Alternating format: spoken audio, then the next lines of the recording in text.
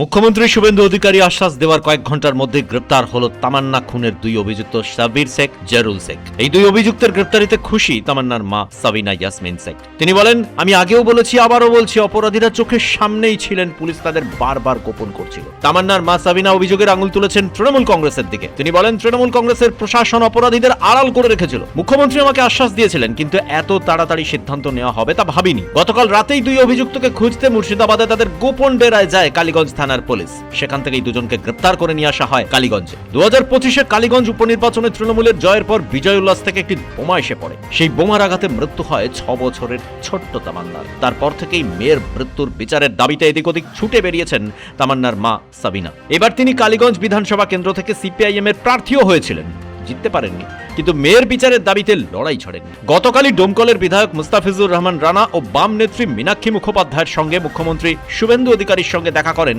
তামান্নার মা সাবিনা।